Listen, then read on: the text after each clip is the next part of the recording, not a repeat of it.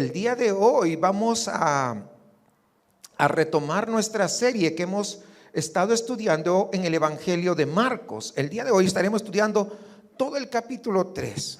Básicamente es lo que vamos a hacer el día de hoy. Todo el capítulo 3 de Marcos, retomando esta serie del Evangelio.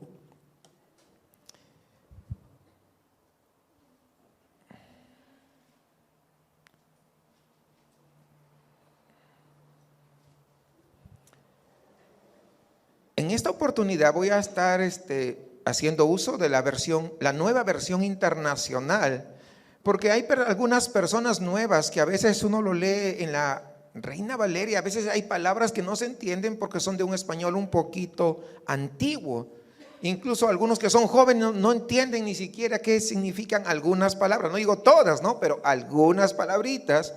Y entonces, para beneficio de eso, vamos a usar la nueva versión internacional que pues la mayoría tiene, ¿verdad? Y vamos a ir estudiándolo por partes. Desde, como está segmentado es que vamos a ir desarrollando. No lo vamos a leer de una sola todo, vamos a ir por partes. Así que, dicho esto,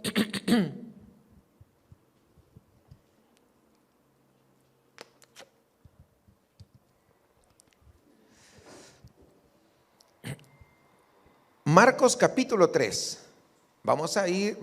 Hoy día vamos a estudiar desde el versículo 1 hasta el versículo 35. Y el tema para hoy es el engaño de la neutralidad.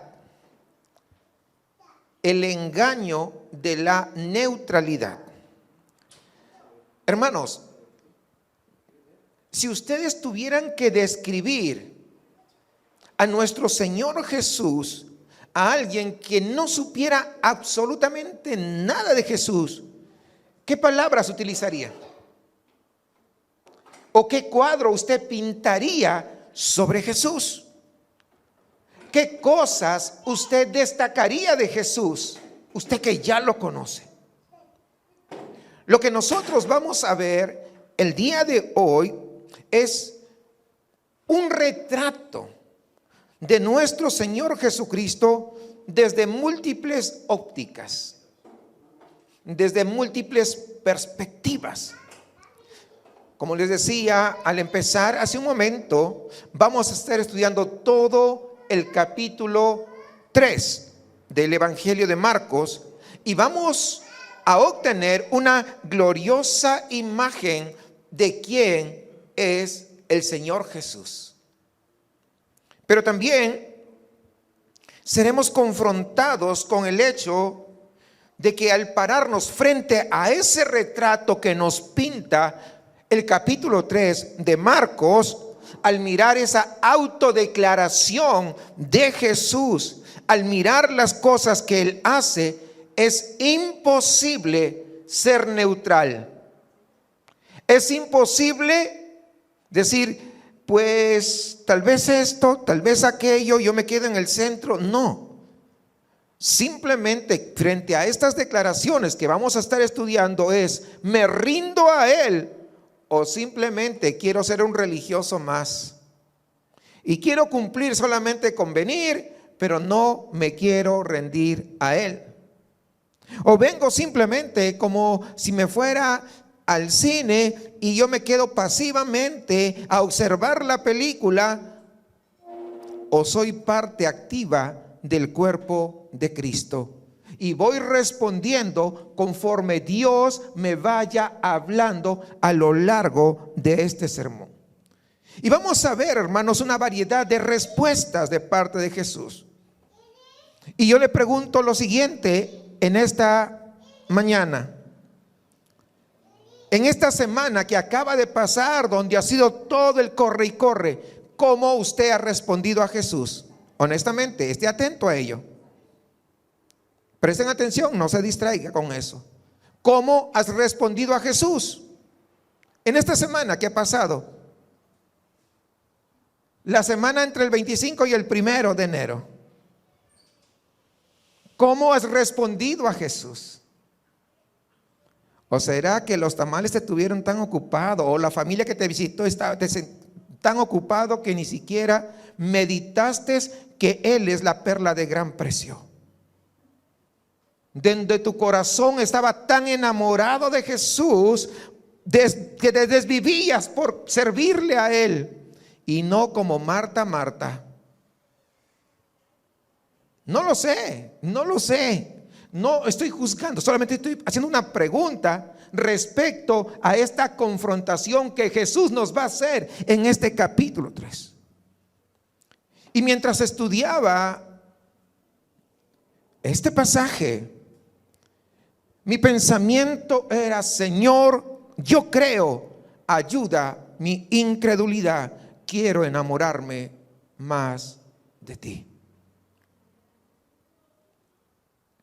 C.S. Lewis, el gran escritor que escribió, por ejemplo, las Crónicas de Narnia, que es muy conocidas por muchos de ustedes, él escribió otras cosas. Un libro que se llama Mero Cristianismo, y se los recomiendo que usted lo pueda leer. Él escribe estas palabras que voy a mencionar, y creo que son algunas de las más poderosas e importantes que este hombre, que C.S. Lewis, haya escrito. Fíjense, abro comillas, voy a leer textualmente lo que él escribe en este libro. Estoy tratando aquí de evitar que alguien diga las tonterías que la gente suele decir sobre Jesucristo.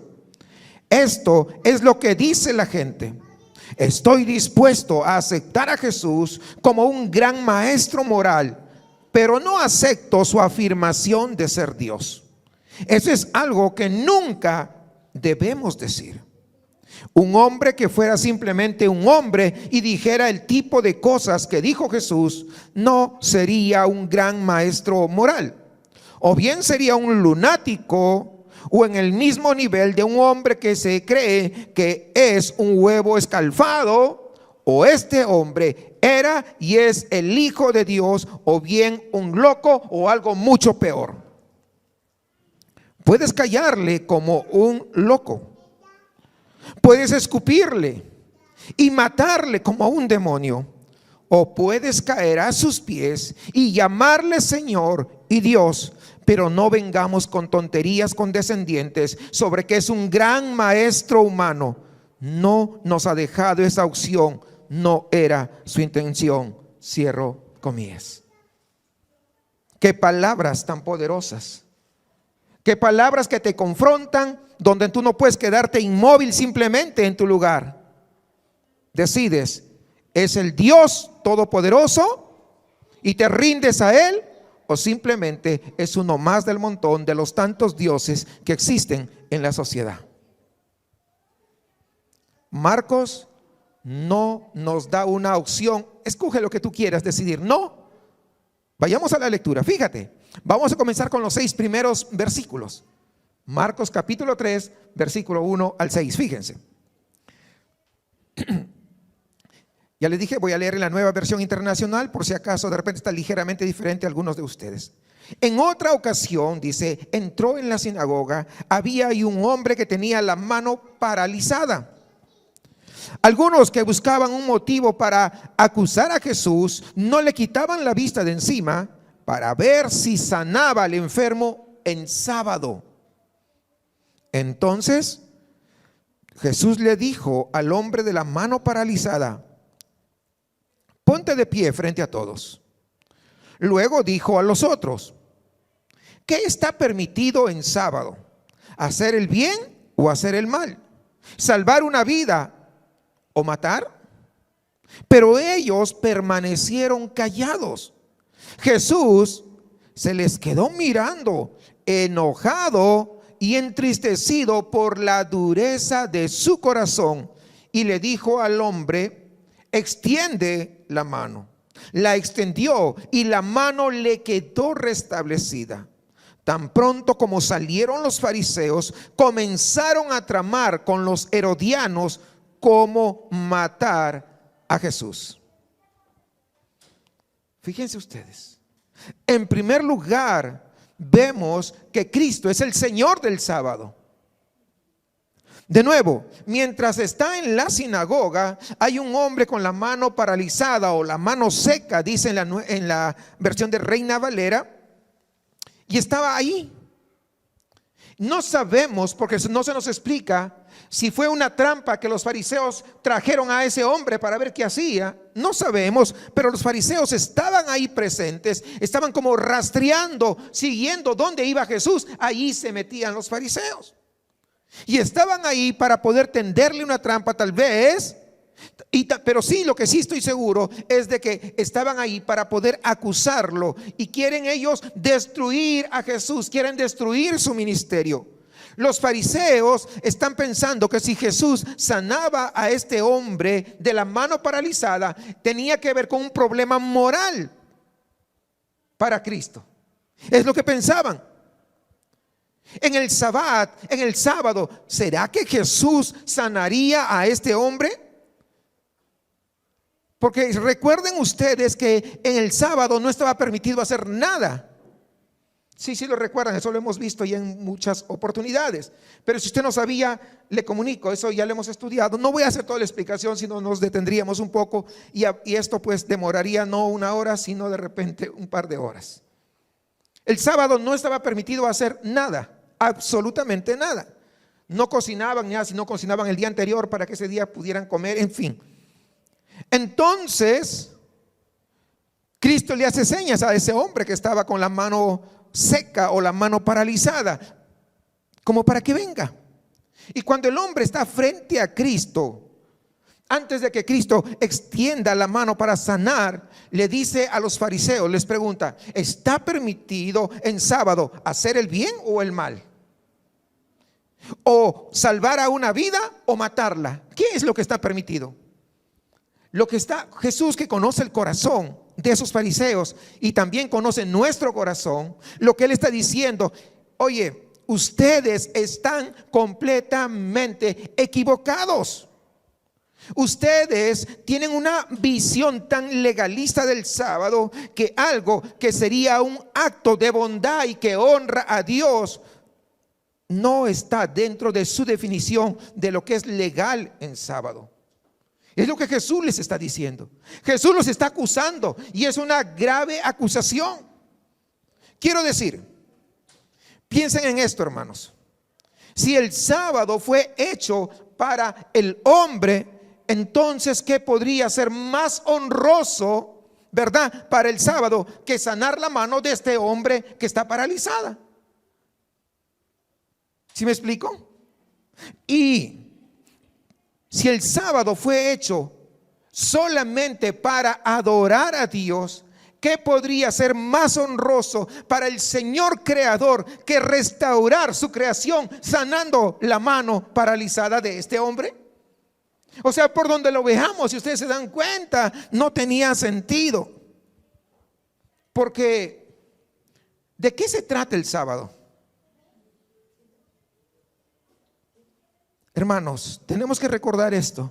El sábado no es una mera prohibición. El sábado que era antes que Cristo viniera, que se guardaba el sábado, se trata de Dios llegando a nuestra debilidad, a nuestros límites y dándonos ese día de descanso. Y el celo de Dios para su propia gloria, llamándonos Él a nosotros a adorarle. Ese encuentro entre Dios y el hombre, para eso era el sábado. En el sábado podemos decir, la humanidad de las personas y la gloria de Dios se unen en un descanso y adoración.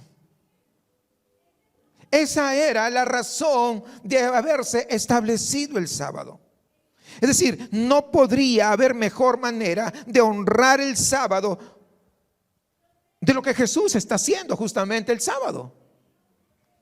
Y sin embargo, el legalismo de los hombres llamados fariseos, que eran los estudiosos de la Biblia en ese tiempo, pondría este acto de bien fuera de la definición de lo que es correcto hacer en un día sábado. Y Jesús estaba diciéndoles: tu visión del sábado está dañada. Tu visión del sábado es que está matando a la gente en lugar de poder honrar a Dios.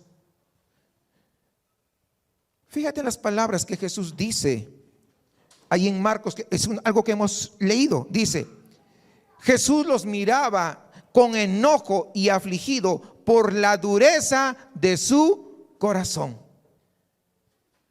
Es la razón, es como Jesús los estaba viendo. Había dureza, aunque ellos se sabían de tapa a tapa la Torá. Pero saben que la dureza de su corazón era terrible. Quiero que escuchen lo que voy a decir a continuación. El legalismo no es en primer lugar un asunto de teología. No. El legalismo no es un asunto de una cuestión de interpretación bíblica, no. El legalismo es en primer lugar una condición del corazón. Eso es el legalismo. El legalismo está arraigado en nuestra autojusticia, en nuestra justicia propia. Está arraigado en el orgullo, y ese orgullo y esa justicia propia siempre van a llevar a la condenación a otros, creyéndome que yo soy más santo que todos los demás. Porque yo voy a la iglesia, los demás sí están condenados. No, porque el legalismo, hermanos, prefiere celebrar principios en lugar de satisfacer las grandes necesidades de la gente. El legalismo, en su orgullo, en su autojusticia, muchas veces, ¿sabe qué pasa? Carece de misericordia, carece de gracia, carece de compasión. Y solamente el legalismo se dedica a señalar estos, aquellos y los otros. Y Jesús mira a estos hombres con justa ira y les dice: ustedes son los líderes religiosos de su tiempo, pero están equivocados completamente en esto. Porque fíjense esto, los fariseos, y esté atento a esto, fíjese, los fariseos, en lugar de llorar por la mano paralizada de este hombre, ven esta situación como un momento para poder promover su legalismo. Ellos no están llorando por la condición de este hombre. Ellos lo que importa es promover su legalismo. Escuchen esto. Antes de alejarnos de este punto, tenemos que admitir algo también en nosotros. Que este legalismo también es parte de nosotros, de nuestro corazón.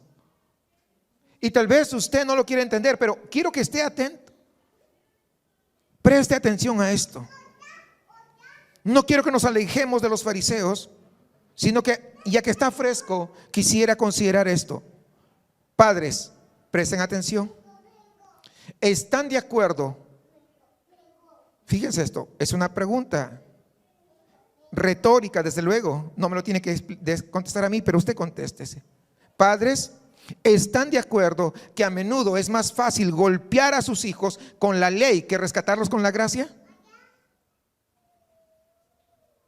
¿Sí o no? ¿O acá hay puro santo?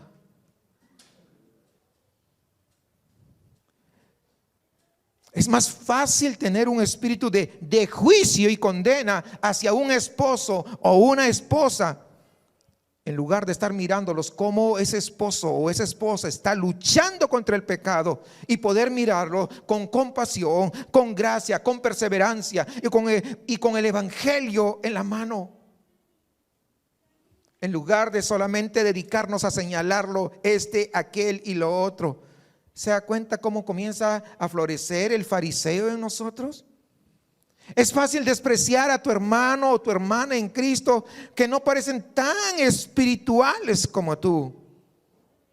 Si se dan cuenta, todavía las semillas del legalismo aún están dentro de nuestro corazón. Cuando Jesús cura a este hombre, ¿cuál es la respuesta de los fariseos? La respuesta es esta, que dice que se confabulan con los herodianos para poder matar o destruir a Jesús. Lo acaban de leer en la última parte de estos versículos que acabamos de leer.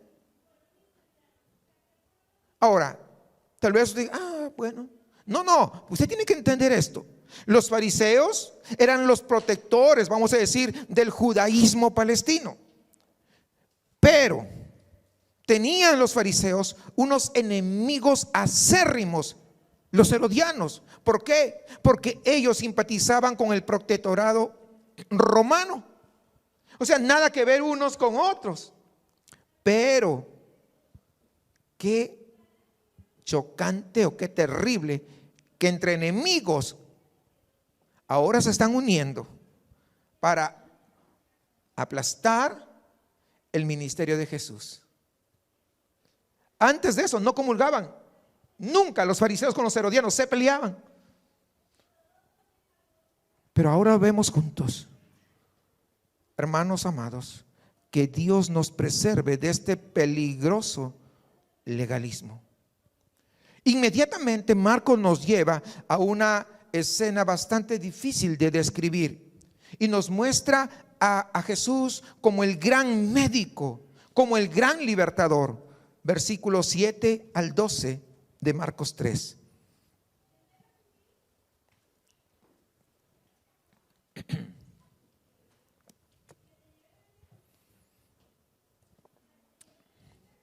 Jesús se retiró al lago con sus discípulos y mucha gente de Galilea lo siguió. Cuando se enteraron de todo lo que hacía, acudieron también a él muchos de Judea y Jerusalén, de Idumea, del otro lado del Jordán y de las regiones de Tiro y Sidón. Entonces, para evitar que la gente lo atropellara, encargó a sus discípulos que le tuvieran preparada una pequeña barca. Pues como había sanado a muchos, todos los que sufrían dolencias se abalanzaban sobre él para tocarlo. Además, los espíritus malignos, al verlo, se postraban ante él gritando: tú eres el Hijo de Dios. Versículo 12. Pero él les ordenó terminantemente que no dijeran quién era él. Se había corrido la voz que Jesús tenía un poder impresionante, que estaba haciendo milagros por todos lados. Pero no solamente hacía milagros, sino que además tenía una compasión sin igual. Entonces, ¿qué sucede? Toda la humanidad quebrada, con dolencias, con situaciones imposibles para el hombre, corren hacia Cristo. Imaginen ustedes esta escena, mientras Jesús está por la orilla, ¿verdad?, tratando de escapar, toda la gente atrás con sus enfermos, ¿verdad?, con todas sus dolencias. No puede escapar porque esta multitud de gente necesitada, esta multitud de gente quebrantada y sufriente, prácticamente lo está presionando, casi se van encima de él. Hermanos, yo pienso que si nosotros pudiésemos ver un video de ese momento, comenzaríamos a llorar porque veríamos realmente la decadencia humana. Imagínense cargando a sus paralíticos, que a uno le faltaban las dos piernas, a otros una, otros con cuerpos retorcidos, unos los ojos salidos, o sea, sin brazos, sin miembros, o sea, de repente con llagas el cuerpo, carcomidos y con gusanos. O sea, no, muchas veces nosotros no tenemos ni siquiera la menor idea, pero es lo que había en ese momento. Todos llorando y empujándose unos a otros, pero también casi atropellando a Jesús. Y Jesús teme que lo aplasten físicamente y pide a sus discípulos: pues búsquense, alquilen una barca pequeña por ahí para poder alejarnos un poco de la orilla.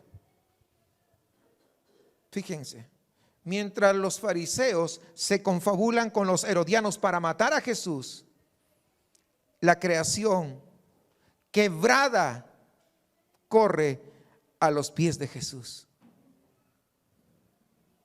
Y mientras leía esto, pensaba en un documental que vi hace muchos años. Debe haber sido en Discovery, porque es lo que más me gusta de documentales. Y era un documental sobre el norte de la India. Y dice que, conforme narraban, dice que en cuanto tú desciendes y te metes a la ciudad, en ese momento comienza a haber un choque cultural muy grande. En todos los ámbitos, en todos los sentidos. Dice que cuando llegaron al norte fue más todavía el choque, que cuando bajaron del tren y salen de la estación podían ver justamente a una escena parecida a lo que Jesús estaba pasando aquí.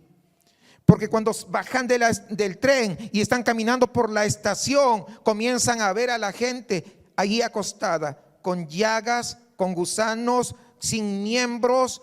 O sea, es algo terrible. Eso es lo que se ve ahora mismo. Estamos hablando en el 2023 en el norte de la India. No, o sea, no es algo que no exista. Ahí están los cuerpos enfermos, ahí están los cuerpos paralizados, ahí podemos palpar el sufrimiento. Y si no te quiebra eso, es porque tu corazón algo tiene que tener algún problema. Pero es una escena dantesca. Lo que se veía en ese documental, puedo decir que es indescriptible, aún con las palabras que yo estoy tratando de transmitirle. Esa es la escena que tenemos aquí en Marcos. Pero aquí ves en el poder sanador y podemos ver la compasión de Jesús en este momento. Es una declaración, hermanos, de quién es Él y lo que Él hará. Porque Jesús no solamente ha venido a ministrar a las almas extraviadas, no solamente eso, sino que Jesús no se ha olvidado que la creación está quebrada. Y producto de Génesis 3 hay una decadencia que se va extendiendo más y más. Y las enfermedades sobreabundan. Y Él iba a dar a conocer que la bendición de Él que ha prometido cuando Él descendió, cuando Él se humanizó, es ahí donde se encuentra la maldición. Él quiere llevar bendición. Nuestro Señor Jesucristo, hermanos, tenemos que recordar que Él va a restaurar cada aspecto de su creación, no unas partes. En Apocalipsis nosotros debemos recordar que dice que Él hará nuevas todas las cosas. No dice algunas, sino todas. Él es el gran médico por excelencia. Él es el libertador. Él había sanado a tantos. Y la gente sabía esto. La gente conocía. Todo aquel que estaba de repente en una condición desesperada, encontraban una manera de llegar a Él. Y esta es una imagen hermosa, hermanos. ¿Por qué? Porque un día no habrá más enfermedad. Un día, hermanos, no habrá más sufrimiento. Un día no habrá más dolor. Un día no habrá más pena. Porque este sanador llamado Jesús va a completar su obra. Alabado sea Jesús. No nos va a dejar así. E incluso los demonios, como hemos leído, reconocen quién es Él. Su poder ha sido tan claro. Cuando Él vino a la presencia de estos demonios, ellos se postraron y dijeron: tú eres el Hijo de Dios. Qué interesante que los mismos demonios tengan mejor teología que algunos pastores y predicadores. Y cuando eso ocurre, hay un gran problema. Luego de eso, Marcos continúa desarrollando otro escenario. Ahora nos va a presentar al gran discipulador y al salvador del mundo. Se aparta de la multitud y da un paso en su ministerio, que es increíble, porque hay un misterio mucho más importante, diríamos, en la siguiente escena, versículo 13 al 18. No se lo pierda, ahí está. No cierre su Biblia, seguimos ahí. Marcos 3, versículo 13 al 18. Jesús subió a una montaña y llamó a los que quiso, dice en la Nueva Versión Internacional. Llamó a los que quiso, los cuales se reunieron con él.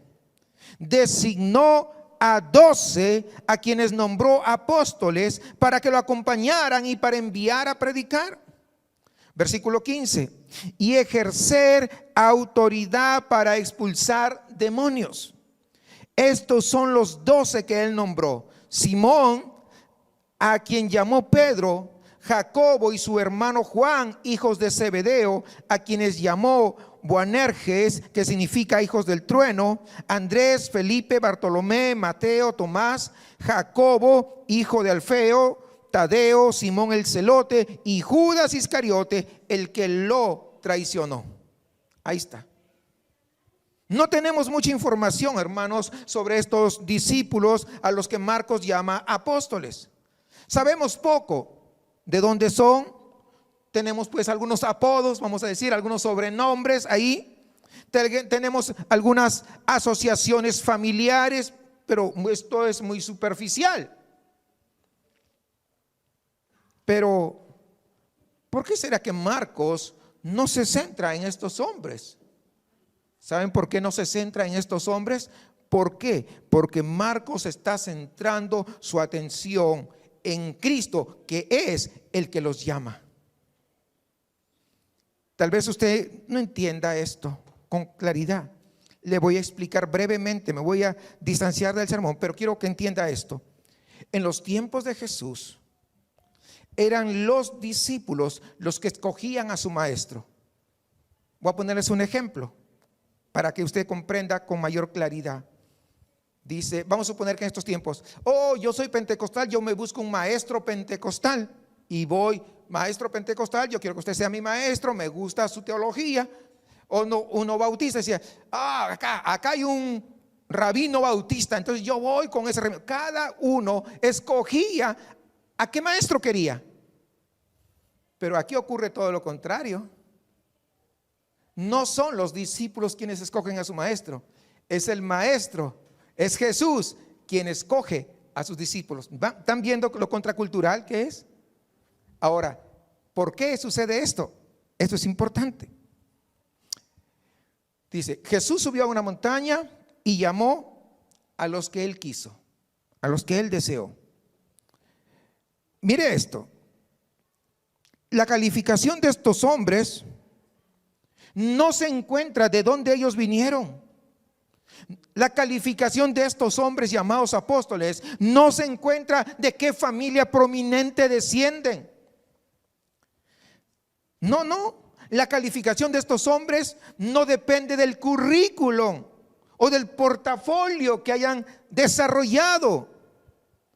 No depende si ellos están encajando en el perfil del ministerio que Cristo había escrito. No, sus calificaciones, ¿saben en quién se encuentran? En el que los llamó, se llama Cristo. Ahí residen las calificaciones y Él soberanamente los escoge. Él los califica, Él los enseña, Él los capacita y Él los envía.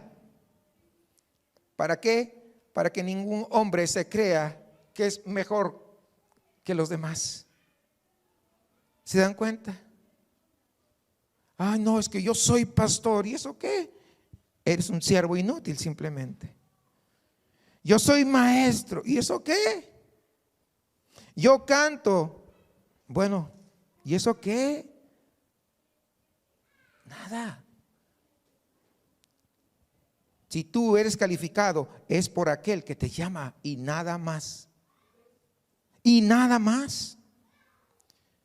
Hermanos, recuerden, eran los primeros hombres que Jesús estaba llamando. ¿Y saben qué? Jesús iba a enviar a este grupo de hombres sin credenciales alrededor del mundo para predicar lo más precioso, lo más glorioso, que es el evangelio de Cristo.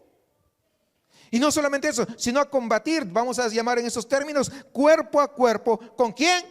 Con el mismo diablo. Y lo que ve aquí, hermanos, en esta parte es el primer paso que Cristo está dando para poder construir, para poder levantar a su iglesia a nivel mundial, la iglesia de Cristo.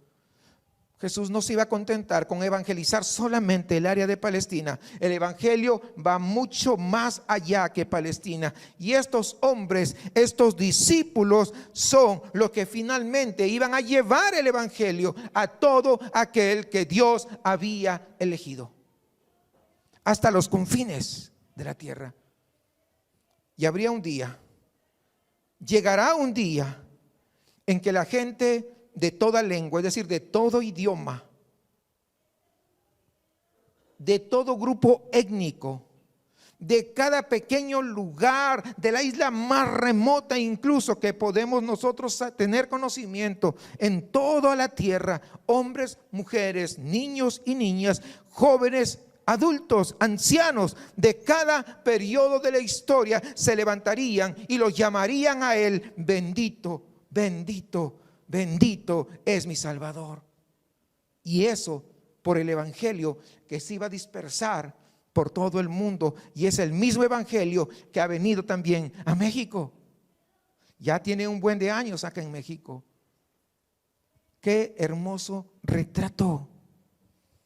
Pero este momento también es conmovedor, porque vemos la identificación final es de Judas Iscariote, que lo traicionó.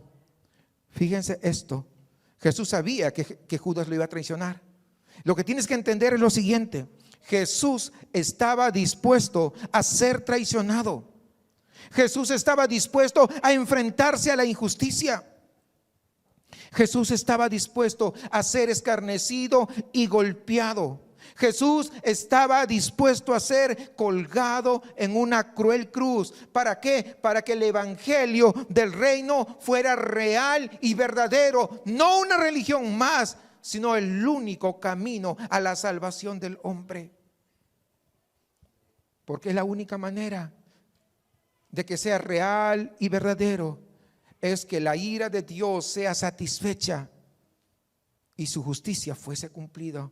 Y eso solamente pudo ser cumplida en la cruz de Cristo.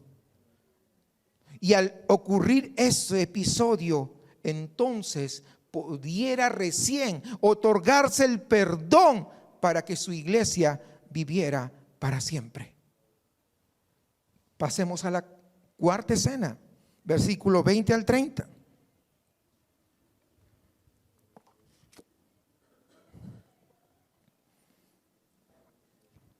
Luego entró en una casa y de nuevo se aglomeró tanta gente que ni siquiera podían comer él y sus discípulos. Cuando se enteraron sus parientes, salieron a hacerse cargo de él porque decían: está fuera de sí. Los maestros de la ley que habían llegado de Jerusalén decían: está poseído por Beelzebú, expulsa a los demonios por medio del príncipe de los demonios. Entonces Jesús los llamó y les habló en parábolas. ¿Cómo puede Satanás expulsar a Satanás? Si un reino está dividido contra sí mismo, ese reino no puede mantenerse en pie.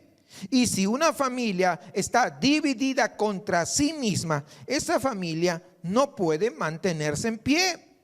Igualmente, si Satanás se levanta contra sí mismo y se divide, no puede mantenerse en pie, sino que ha llegado su fin.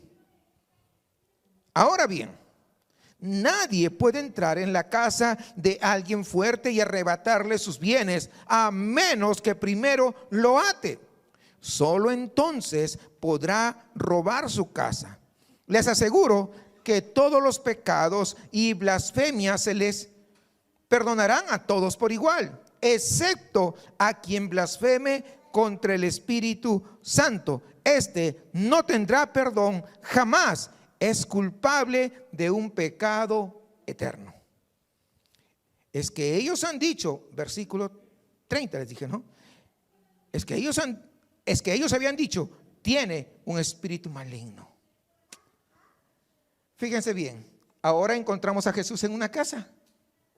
Desde luego la casa no era de él. Lo sabemos por las mismas escrituras que nos dicen que él no tenía casa. O sea, no era casa de él.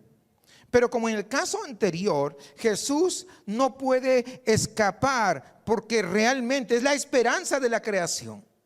La multitud siempre lo iba a encontrar. Y la escena que vemos aquí es que Jesús sale de la casa sin siquiera haberse tomado un tiempo para poder comer, porque estaba lleno de compasión por esa gente que estaba buscando misericordia, que estaba buscando sanidad. Y entonces sale y no había comido, no tenía el tiempo para eso, sino que fue a ministrar a esa multitud que se estaba agolpando alrededor de la casa. Deja por un momento que tu mente capte la escena. Observa la respuesta de su familia. Dice que se acercaron o llegaron para agarrarlo. Y ellos dicen, la misma familia dice, oye, está fuera de sí. Es decir, está loco. Jesús se nos volvió loco. Hermanos, como ven, cuando se nos menciona esto, lo que tenemos que entender es que su familia se ve confrontada en esta elección. Jesús es nuestro hijo natural y nada más. O Jesús es un hijo natural, pero también es el Hijo de Dios. Y tristemente, ¿qué dicen ellos? Está loco.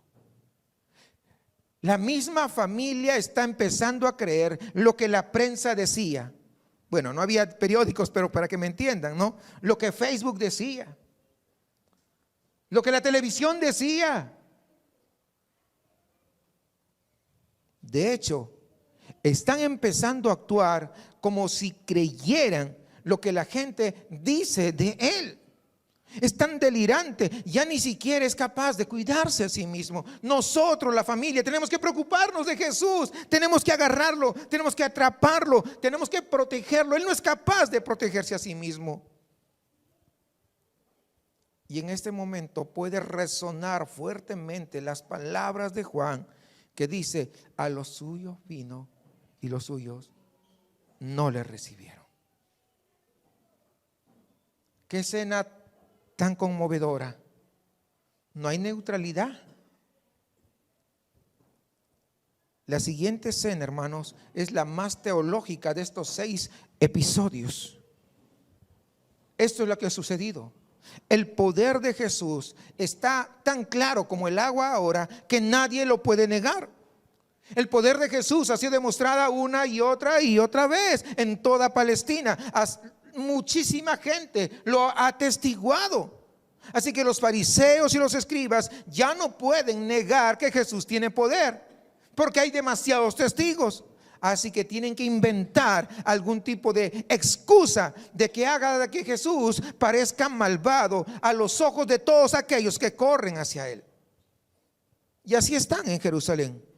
Estos son los teólogos desarrollando sus temas de conversación para que al volver la gente que estaba ahí aglutinada, al regresar a Judea y Galilea, entre la multitud comiencen a proclamar esta teología. ¿Quién es Jesús en realidad?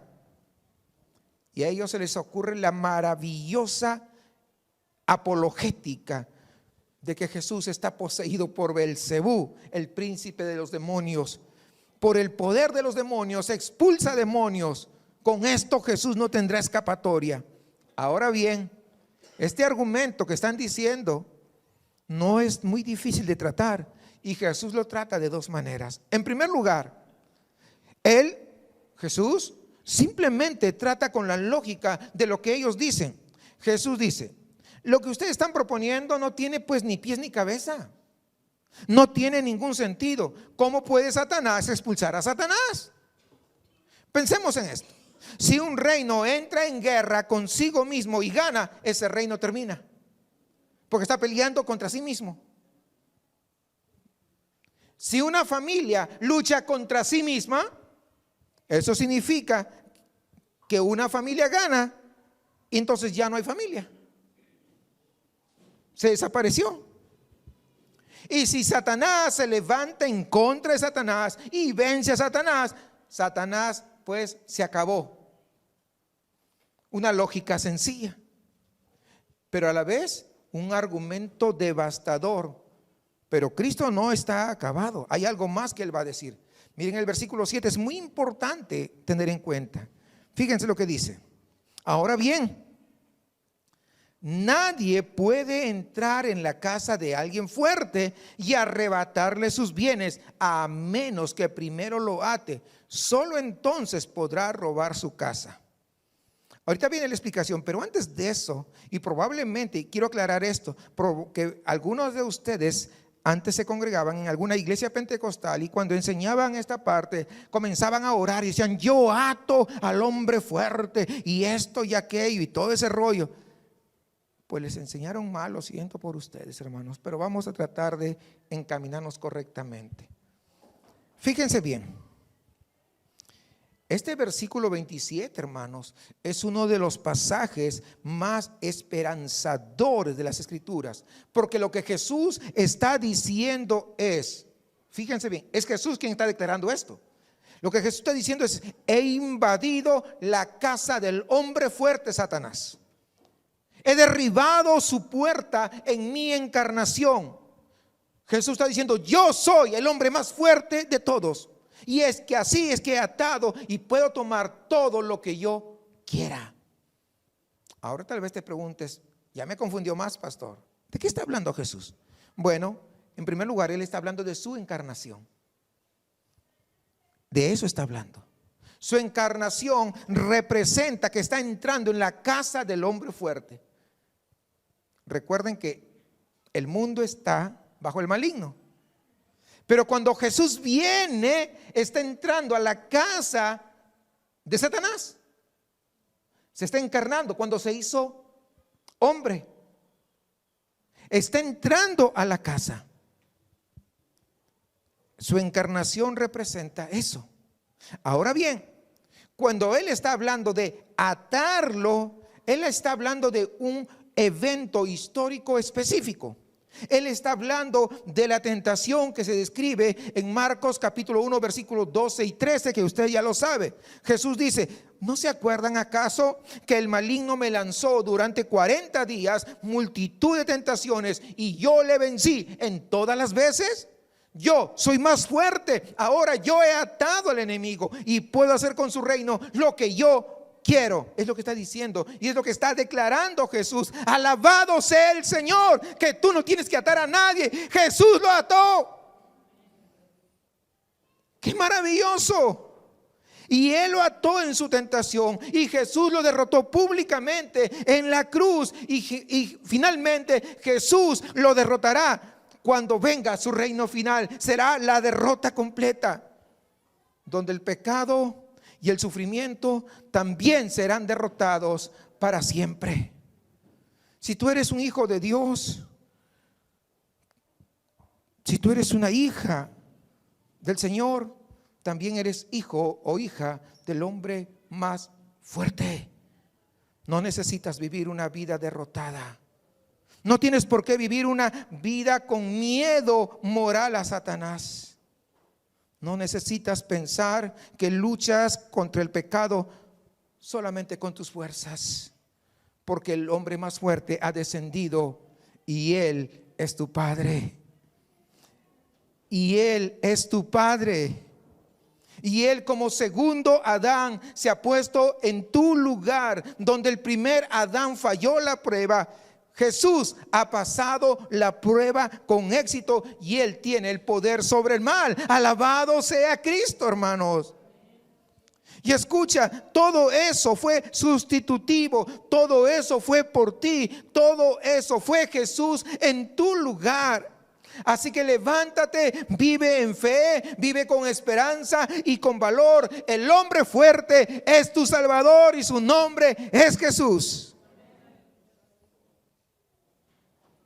Y entonces Jesús dice en el versículo 28 y 30: les aseguro que todos los pecados y blasfemias se les perdonarán a todos por igual. Versículo 29: excepto a quien blasfeme contra el Espíritu Santo, este no tendrá perdón jamás, es culpable de un pecado eterno. Es que ellos habían dicho: tiene un espíritu maligno. Hermanos amados, nuevamente quiero decirles con mucha tristeza, este pasaje ha sido terriblemente mal interpretado. Recordemos de qué está hablando Jesús, o sea, el contexto. ¿Ok? Si lo recordamos, estamos hablando recién. Recordemos el contexto. Porque cuando muchos hablan de este pasaje, lo sacan de contexto. Es decir, lo ponen solito y lo hacen que ese versículo diga cualquier cosa. Pero no. Muchos han utilizado este pasaje para poder surgir una enseñanza, una doctrina sobre el pecado imperdonable. Y esto desde luego trae mucho dolor. Esto desde luego trae mucha confusión a mucha gente, incluso dudas en algunas oportunidades a los corazones de los creyentes.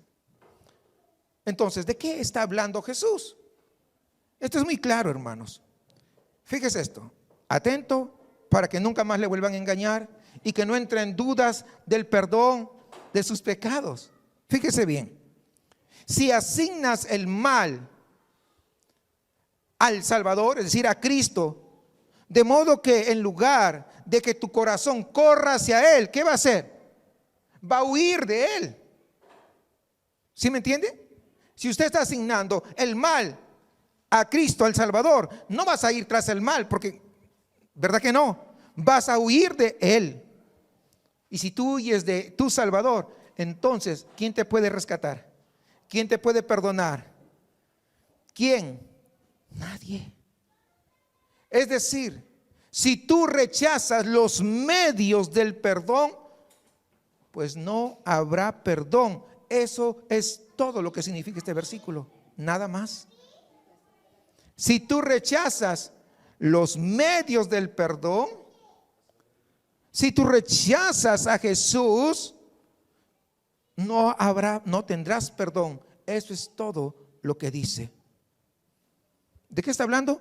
Pues de ese rechazo consciente, de ese rechazo deliberado y continuo del poder salvador y de la gracia de Dios, la cual fue entregada a través de las palabras y las acciones de Jesús. Es así como fue manifestado.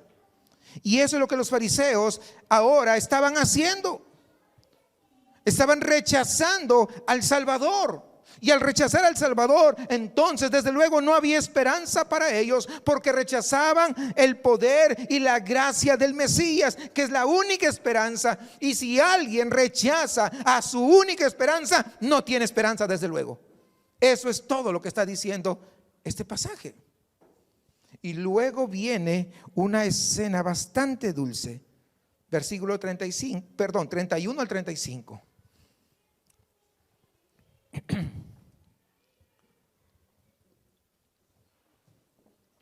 En eso llegaron la madre y los hermanos de Jesús, se quedaron afuera y enviaron a alguien a llamarlo, pues había mucha gente sentada alrededor de él. Mira, tu madre y tus hermanos están afuera y te buscan, le dijeron. ¿Quiénes son mi madre y mis hermanos?, replicó Jesús. Luego echó una mirada a los que estaban sentados alrededor de él y añadió: aquí tienen a mi madre y mis hermanos. Cualquiera que hace la voluntad de Dios es mi hermano, mi hermana y mi madre. Recuerde esto, hermanos, que su madre y sus hermanos han salido a buscarle. ¿Recuerda usted eso? Y la multitud pues está ahí alrededor. Y le dicen: tu madre y tus hermanos están afuera buscándote. Jesús, tu familia te busca. Y él respondió: aquí están mis hermanos, aquí está mi madre.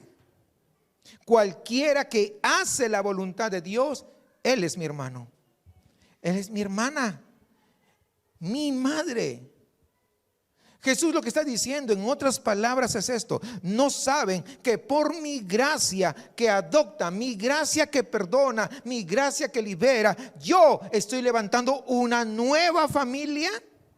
Una familia de personas que serán liberadas del reino del yo, liberadas de su propia lealtad. Una comunidad de personas que por mi gracia encontrarán alegría en hacer mi voluntad. Estos son mis hermanos, estas serán mis hermanas y esta también será mi madre. Si tú has confiado en Jesús, si has buscado su perdón, si tú has abandonado tu propio reino, si has abandonado tu justicia, Jesús es tu hermano y tu amigo para siempre. Qué hermoso retrato que podemos ver en esta escena final. Jesús es el Señor del sábado. Jesús es el gran médico libertador.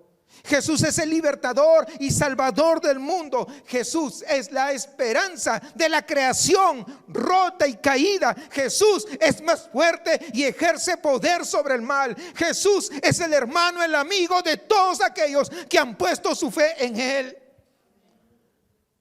¡Qué maravilloso! ¡Qué extraordinario! Puedes buscar para destruirlo o puedes correr hacia Él en quebrantamiento y necesidad. Puedes entregarte para ser parte del propósito de su reino mundial. Se extiende por todo lugar.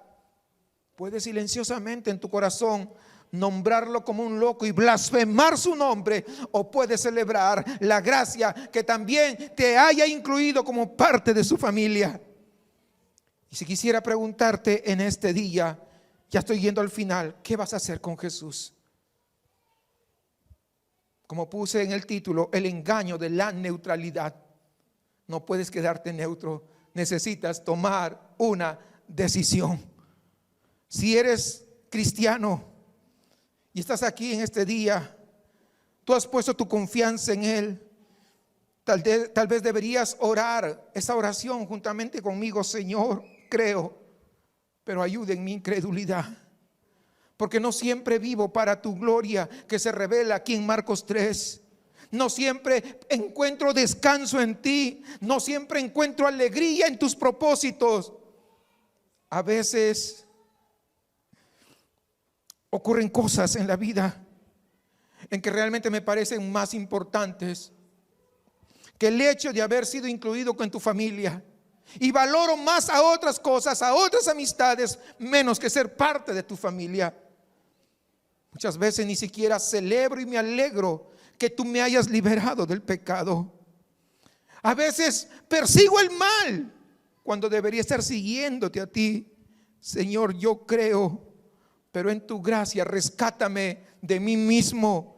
Rescátame de mi incredulidad. Acércame más y más a una confianza más profunda y práctica en ti.